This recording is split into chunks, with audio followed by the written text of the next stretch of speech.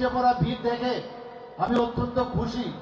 এর আগে আমি কয়েকবার সুরমাতে এসেছি, কিন্তু এইবার আমরা দেখলাম জাতি জনজাতি মিলে যেভাবে এখানে সবাই একসাথে এখানে আপনারা উপস্থিত হয়েছেন, সত্যিই সেটা মানে আমি কি বলবো, এটা আমার কাছে অভাবনীয় এবং অত্যন্ত আমার ভালো লাগলো এখানে এসে।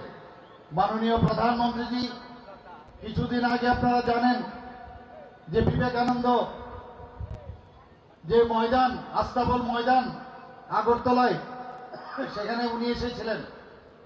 এসে কি বলেছেন যে আমি যে 10 বছর যে প্রধানমন্ত্রীজির দায়িত্ব আমি নিয়েছি এবং যেভাবে আমি দেশকে চালিয়েছি সেটা অনেকটা ট্রেইলার। বলেছে ये तो ट्रेलर है और पिक्चर तो अभी बाकी है। নিশ্চয় আপনাদের মনে আছে এই কথাটা। অর্থাৎ আগামী দিনে কি হবে আমরা বুঝতে পারছি যখন আমাদের তৃতীয়বারের জন্য মাননীয় প্রধানমন্ত্রী মোদীজি আবার এই প্রধানমন্ত্রীজির দায়িত্ব নেবেন। বন্ধুগণ, 2014 আগে এই দেশ টিকবে কি টিকবে না এই নিয়ে একটা আমরা সন্দিহান ছিলাম। দেশের কি অবস্থা ছিল, মিলিজুলি সরকার বিভিন্নভাবে দুর্নীতিতে যুক্ত ছিল, আমরা সবাই জানি। আমাদের এই দেশ টিকবে কি টিকবে না এমন একটা অবস্থার মধ্যে দাঁড়িয়েছিল। সেই জায়গায় দাঁড়িয়ে যখন 2014-তে আমাদের যশস্বী প্রধানমন্ত্রী নরেন্দ্র মোদীজি যখন দায়িত্বভার নিলেন, তখন উনি বুঝিয়ে দিলেন দেশকে কিভাবে চালাতে হয়। সেটা উনি সমস্ত আমাদের মানুষের কাছে একটা প্রকৃষ্ট উদাহরণ হিসাবে উনি সেটা দেখিয়ে দিলেন। সারা পৃথিবীর মধ্যে আজকে G20-তেও মাননীয় প্রধানমন্ত্রীজিকে আমরা দেখেছি। সারা পৃথিবীর রাষ্ট্রনেতারা এখন মাননীয় প্রধানমন্ত্রীজিকে একটা অন্য চোখে দেখছেন। আজকে ভারতবর্ষ এমন এক জায়গায় গেছে যেখানে বলা হচ্ছে যে আমরা আগামী দিন যে বিশ্ব বন্ধুর যে স্থান মাননীয় প্রধানমন্ত্রীজির নেতৃত্বে নিয়েছে সেই দিকে আবার দাবিত হবে। সেটাই আমাদের যে ইচ্ছা, সেই দিকে আমাদের আগামী দিনে সেই দিকে আমরা প্রভাবিত হব। বন্ধুগণ, আমরা দেখেছি আগে যে আমাদের দেশের মধ্যে যেখানে নিরাপত্তার সুরক্ষার প্রশ্ন, আমাদের এখানে পাকিস্তানের যে টেররিস্টরা আমাদের সোলজারদের গলা কেটে ভারতবর্ষে ফেলে রাখত। নিশ্চয় আপনাদের মনে আছে। সেই জায়গায় বিভিন্ন জায়গায় জম্মু কাশ্মীর বিভিন্ন আমাদের সেই মুম্বাইয়ের ঘটনা আপনারা মনে আছে, নর্থ ইস্টের ঘটনা মনে আছে। সব জায়গায় টেররিস্টদের আনাগোনা ছিল। বোম ব্লাস্টিং থেকে শুরু করে মানুষকে ধরে নিয়ে যাওয়া, মুক্তিপণ, খুন, সন্ত্রাস, এগুলো তো আমরা দেখে এসেছিলাম। কিন্তু মাননীয় প্রধানমন্ত্রীজি যখন সেই এয়ার স্ট্রাইক করলেন, সার্জিক্যাল স্ট্রাইক করলেন, তারপর কিন্তু আর পাকিস্তানের সেই আর সাহস এরপর থেকে আর দেখা দেয়নি। আমাদের প্রধানমন্ত্রীজি একটা সুরক্ষা দিক দিয়ে যেখানে প্রশ্ন আজকে আমাদের আর্মি থেকে আরম্ভ করে, মিলিটারি থেকে আরম্ভ করে, এয়ারফোর্স থেকে আরম্ভ করে, নেভেল ফোর্স, সব দিকে যেভাবে ওনাদেরকে শক্তিশালী করেছে, এখন কোনো দেশ এখন কোনো অবস্থায় ভারতের দিকে চোখ রাঙিয়ে কথা বলে না, সম্মানের সাথে কথা বলে। বন্ধুগণ, আমরা দেখেছি ইউপিএ গভর্নমেন্টের সময় বা এর আগেও নেহরুজির যখন এই সরকারে বসেছিলেন, আমাদের ভারতবর্ষের হাজার হাজার বর্গ কিলোমিটার চাইনা এখনো দখল করে নিয়েছেন। কিন্তু এখন যখন আমাদের এই মাননীয় প্রধানমন্ত্রীজি দেশ শাসনভার গ্রহণ করলো, আমরা কিন্তু দেখলাম যে 1 ইঞ্চি জায়গা আর কোনো এই বিদেশের কোনো জায়গা, চাইনা হোক পাকিস্তান হোক, কারোর হিম্মত হয়নি আমাদের একটা জায়গা 1 ইঞ্চি জায়গা নেওয়ার। বন্ধুগণ, আমরা দেখতাম প্রধানমন্ত্রীজি বারবার বলছেন যে নর্থ ইস্ট যদি ডেভেলপ না হয় তাহলে আমাদের দেশও ডেভেলপ করবে না। যে কারণে মাননীয় প্রধানমন্ত্রীজি অ্যাক্ট ইস্ট পলিসি গ্রহণ করলেন। অ্যাক্ট ইস্ট পলিসিতে আমরা কি দেখলাম? আমরা দেখলাম প্রধানমন্ত্রীজি 11টার মতো শান্তি চুক্তি করেছে শুধু নর্থ ইস্টে শান্তি এবং সম্প্রীতির মধ্যে রাখার জন্য। কিছুদিন আগে আমাদের ত্রিপুরা সরকার এবং আমাদের গভর্নমেন্ট অফ ইন্ডিয়া এবং ত্রিপুরা মথার এই তিনজনের মধ্যে একটা চুক্তি স্বাক্ষরিত হয় এবং সেখানেও এই 11টা প্লাস 1 মিলে আমাদের 12টা এই চুক্তি সম্পাদিত হয়েছে। এখন একটা শান্তির বাতাবরণ চলে এসছে। প্রধানমন্ত্রীজি বলছেন যে অষ্টলক্ষ্মী অর্থাৎ সিকিম যখন এই 7টা দেশের আমাদের যে 7টা স্টেট আছে তার সাথে যখন যুক্ত হলো তখন অষ্টলক্ষ্মী হলো। আমি যখন বিভিন্ন মুখ্যমন্ত্রীদের সাথে নেসাকের যে বৈঠক হয় নর্থ ইস্টের জন্য, তখন আমি যখন বসি আমাদের সমস্ত এই যে 8টা স্টেটের মুখ্যমন্ত্রীরা একসাথে আমরা যখন বসি সেখানে সবাই বলছে এখন মনে হচ্ছে আমরা ভারতবর্ষে আছি। একটা সময় ছিল তারা বলতো যে আমরা বুঝতে পারতাম না ভারতবর্ষে আছি কিনা, এরকম একটা অবস্থা ছিল। স্টেট ইন্টার স্টেটের বর্ডার সমস্যা, বিভিন্ন সমস্যা নিয়ে সেখানে সমস্যায় জর্জরিত ছিল। কিন্তু আমরা দেখলাম মাননীয় প্রধানমন্ত্রীজি এবং আমাদের যশস্বী হোম মিনিস্টার সাহেবের যে হস্তক্ষেপে আজকে আমরা 12টা শান্তি চুক্তি এখানে সম্পাদিত করেছি। বন্ধুগণ, আমরা বারবার বলছি জাতি জনজাতির ঐক্য, ত্রিপুরা এক ত্রিপুরা শ্রেষ্ঠ ত্রিপুরা যতক্ষণ ধরে আমরা না করব ততক্ষণ ধরে আমাদের ত্রিপুরা উন্নয়ন হবে না। আমাদের মাননীয় প্রধানমন্ত্রীজি বারবার বলছেন যে নর্থ ইস্ট যদি ডেভেলপ না হয় তাহলে ভারতও ডেভেলপ করবে না। আর আমি বলছি জনজাতিদের যদি উন্নয়ন না হয় তাহলে ত্রিপুরা উন্নয়ন হবে না। আমি সেইভাবে কথা বলছি বন্ধুগণ। এবং আমরা দেখছি আজকাল আপনারা জানেন যে মাননীয় প্রধানমন্ত্রীজি যখন এই 2014-তে উনি প্রধানমন্ত্রীজির দায়িত্ব নিলেন, এই জনজাতিদের 2019 থেকে 24 পর্যন্ত প্রায় 7 জনের মতো আমাদের যারা বিশিষ্ট ব্যক্তি তাদেরকে পদ্মশ্রী দিয়ে ওনাদেরকে সম্মান করেছেন। আপনারা সবাই জানেন যে 1942 সালে অর্থাৎ দ্বিতীয় বিশ্বযুদ্ধের শেষের দিকে যখন ত্রিপুরাতে one of the oldest airport ছিল, সেটার নাম হচ্ছে সিঙ্গারবিল এয়ারপোর্ট। কে তৈরি করেছিল? মহারাজা বীর বিক্রম কিশোর মাণিক্য বাহাদুর। এবং এতদিন ধরে কমিউনিস্টরা যখন দেশ আমাদের এই রাজ্য চালিয়েছে, আমরা দেখেছি ওনাদের সেই সম্মান ওনারা কোনোদিন দেননি। ওনারা বারবার বলেছেন যে মহারাজারা ত্রিপুরার জন্য কিছুই করেনি। কিন্তু ভারতীয় জনতা পার্টি যখন সরকারে আসে, আইপিএফটি সরকার, আমরা ওনাদেরকে সম্মান দেওয়ার চেষ্টা করেছি, এখনো আমরা চেষ্টা করছি। যে কারণে এই যে সিঙ্গারবিলের নাম আমাদের মাননীয় প্রধানমন্ত্রী এসে সেটা মহারাজা বীর বিক্রম কিশোর মাণিক্য বাহাদুরের নামে করেছে।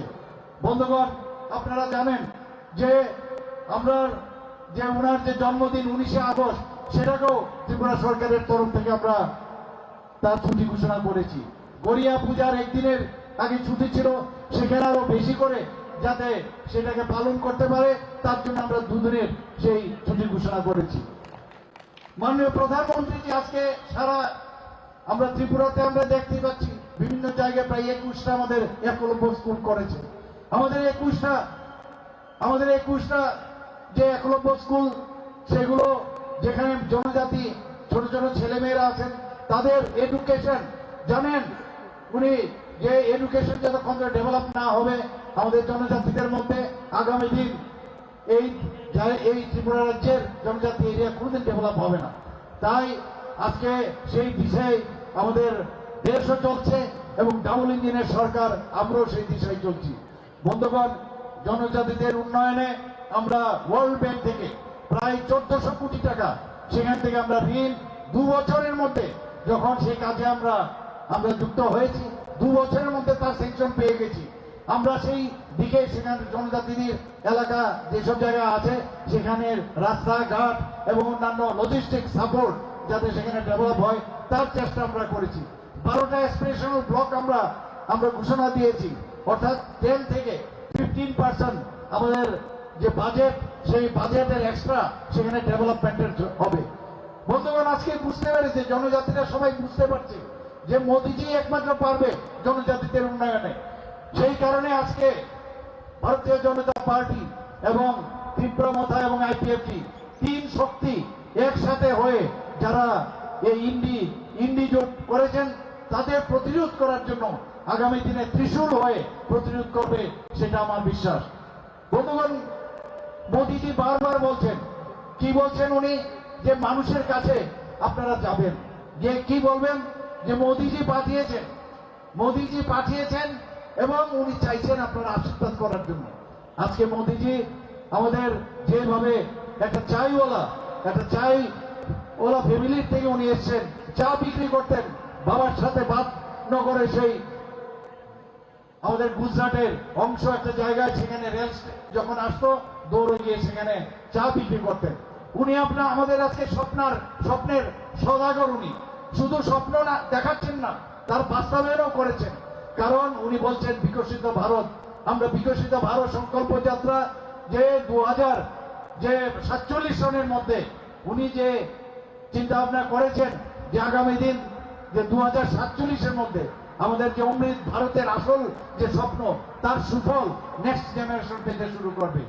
বন্ধুগণ, আমরা জানি এবারের কিছুদিন আগে আমাদের মাননীয় প্রধানমন্ত্রীজি যখন ইস্তেহার ঘোষণা করছিলেন, সেখানে আমরা কি দেখলাম, বন্দে ভারত বললে আরো বন্দে ভারত আরো তৈরি হবে ভারতবর্ষে। শুধু তাই নয়, এই যে আমাদের গুজরাট আহমেদাবাদ থেকে বোম্বে পর্যন্ত যে বুলেট ট্রেন শুরু হওয়ার পথে, শুধু সেখানেই হবে না, উনি বলছেন যে সেটা আমাদের উত্তর ভারতে হবে, দক্ষিণ ভারতে হবে, পূর্ব ভারতেও বুলেট ট্রেন একটা করে উনি দেবেন। বন্ধুগণ, আমরা জানি প্রধানমন্ত্রীর সবচেয়ে বড় যে যোজনা, সেটা হচ্ছে আমাদের প্রধানমন্ত্রী জন আরোগ্য যোজনা। স্বাস্থ্যের দিক দিয়ে সমস্ত মানুষ যাতে সেই স্বাস্থ্যের অধিকার থেকে বঞ্চিত না হয়, সেই বিষয়টা উনি করেছিলেন। 5 লক্ষ টাকা করা প্রতিটি ফ্যামিলি প্রতি বছর করে পাবে। এবং আমরা কি দেখলাম, যে এইবারের যে ইস্তেহারে উনি বলেছেন যারা এখানে বয়স 70-এর উপরে, ওনাদের জন্য আমি সুখবরটা দিচ্ছি, তাদেরকেও এইবার যেটা এই প্রধানমন্ত্রী জন আরোগ্য যোজনায় সে কাভারেজ ছিল না, তারা এখন 70 বছরের উপরে, তার মধ্যে কোনো ক্যাপিং হবে না, তারা সবাই 70 বছরের উপরে আসলে প্রধানমন্ত্রী জন আরোগ্য যোজনার সুযোগ পাবে। ট্রান্সজেন্ডারদের জন্য সেই সুযোগ উনি রেখেছেন। বন্ধুগণ, উনি একের পর এক কঠিন সিদ্ধান্ত নিচ্ছেন, উনি গ্যারান্টির কথা বলছেন। আমরা 370 ধারার কথা যদি কথা বলি, আগে 370 ধারা আমাদের ডক্টর শ্যামাপ্রসাদ মুখার্জি এই 370 ধারা যখন বিলোপ করার জন্য উনি জম্মু অ্যান্ড কাশ্মীরে শহীদ হলেন, সেটাকে এই গ্যারান্টির মাধ্যমে প্রধানমন্ত্রী নরেন্দ্র মোদীজি এই 370 ধারা অবলুপ্তি করেছেন। বিরোধীরা কি বলছেন, যে আগামী দিনে যদি ভারতীয় জনতা পার্টি বা এনডিএ সরকার যদি আসে, সংবিধান নাকি রক্ষা হবে না। বন্ধুগণ, আমরা বারবার বলছি যে সংবিধান যদি আমাদের বি.আর. আম্বেদকরজি নিজেও আসেন, এই সংবিধানকে পরিবর্তন করা যায় না। একটা ভুল বুঝানোর একটা চেষ্টা এবং প্রক্রিয়া এখনো বিরোধীদের তরফ থেকে সে চেষ্টা চালিয়ে যাচ্ছে। আমরা দেখেছি 370 ধারা বিলোপ করার পর আজকে জম্মু অ্যান্ড কাশ্মীরে সেখানে যারা বসবাসকারী সবাই বলছে যে না, এতদিন বাদে আমরা মনে হচ্ছে যেন স্বাধীনতার স্বাদ পেয়েছি আমরা। 370 ধারাতে কি বলছেন, ডক্টর বি.আর. আম্বেদকর বলেছেন, কোনদিন বলেননি যে একই দেশের মধ্যে একই বিধান, একই নিশান আর একই প্রধান থাকবে, সেটা কোনোদিন সম্ভব নয়। তাহলে এইটা যদি অবলুপ্ত করে থাকে, তাহলে তো উনি সংবিধান বাঁচিয়েছেন আমাদের মাননীয় প্রধানমন্ত্রী। আজকে বারবার ওনারা বলছেন যে ত্রিপুরাতে নাকি গণতন্ত্র নেই, গণতন্ত্র নাই।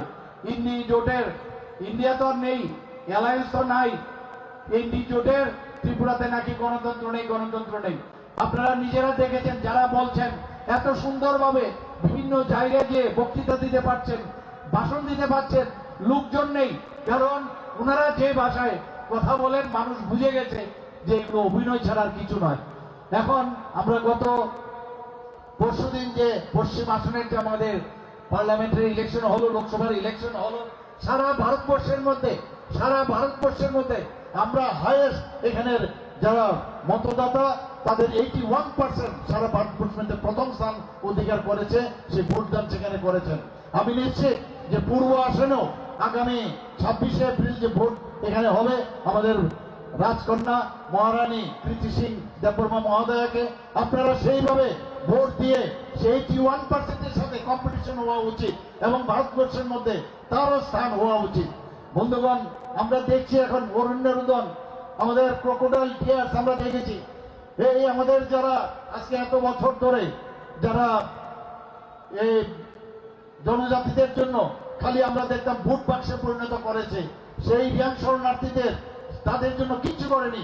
ভারতীয় জনতা পার্টি আসার পর মাননীয় প্রধানমন্ত্রীজি তাদের সেটেলমেন্টের জন্য 500 থেকে 600 কোটি টাকা ব্যয়ে তাদের সেটেলমেন্টের জন্য 12টা জায়গায় সেই ব্যবস্থা করেছেন। ওখানে স্কুল থেকে আরম্ভ করে, সেখানে ইলেকট্রিফিকেশন থেকে আরম্ভ করে, খাদ্য থেকে আরম্ভ করে, বিভিন্নভাবে আর্থিকভাবে সাহায্য করার থেকে সব দিকে আমাদের মাননীয় প্রধানমন্ত্রীজি সেই কাজটা করছেন। কিন্তু এর আগে আমরা দেখিনি আমাদের এই দুঃশাসন কুশাসন প্রায় 35 বছরের যে রাজত্বকালে আমরা দেখেছি।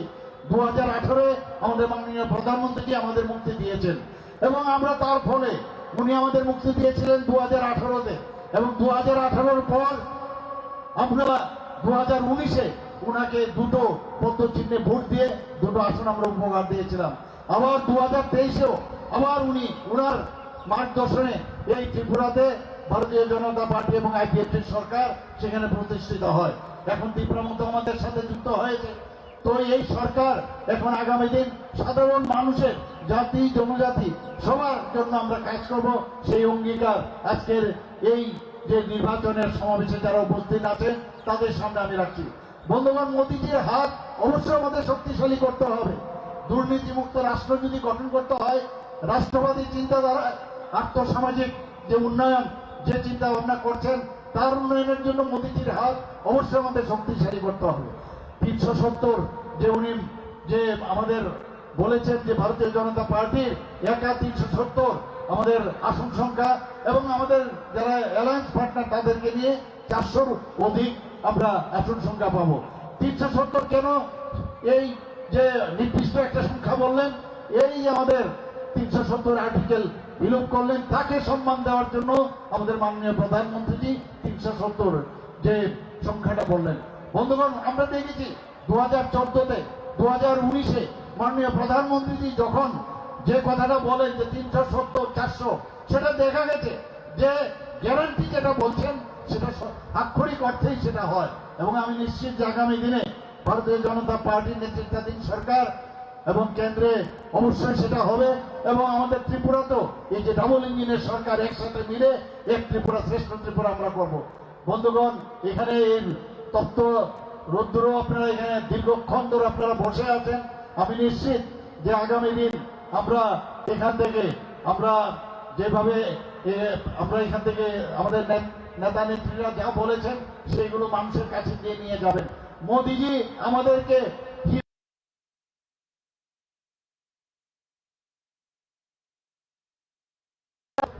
আমাদের 4টা এখানে যেভাবে উনি রোপওয়ে আমাদের ব্যবস্থা করেছেন, শুধু তাই না আমাদের ইন্টারনেট দিয়েছেন, সারা ভারতবর্ষের মধ্যে 3rd স্ট্রংগেস্ট ইন্টারনেট দিয়েছেন, রেলওয়ে দিয়েছেন, প্রায় 21টার মতো রেল আমাদের এখান থেকে যাচ্ছে, 17টার মতো এক্সপ্রেস ট্রেন যাচ্ছে।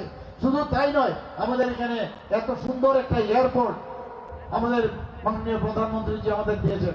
যখন আমাদের এখানে মৈত্রী সেতু শুরু হয়ে যাবে তখন সাউথ ইস্ট এশিয়া প্রবেশদ্বার হবে। এখান থেকে যে ট্রায়াল রান হয়ে গেছে আখাউড়া থেকে, আখাউড়া যে রেল সে বিষ্ণুপুর থেকে হয়ে গেছে, সেটা যখন শুরু হবে ত্রিপুরার থেকে আগরতলা থেকে কলকাতায় যেতে আমার কাছে যা খবর আছে 5 থেকে 6 ঘন্টার মধ্যে আমরা কলকাতায় পৌঁছে যাব। ত্রিপুরার চেহারাই পাল্টে যাবে আগামী দিন। বন্ধুগণ, কাজে প্রধানমন্ত্রীজিকে আমাদের অবশ্যই আগামী দিনে আবার তৃতীয়বারের জন্য আমরা দেখতে চাই। এর জন্য আমি বলবো আমাদের পশ্চিম আসনের তো ভোট হয়ে গেছে, এবং নিশ্চয়ই আপনারা সবাই সকাল সকাল উঠে আপনাদের বিজয়ীরা বলেছেন সকাল সকাল উঠে আপনারা ভোট কেন্দ্রে যাবেন এবং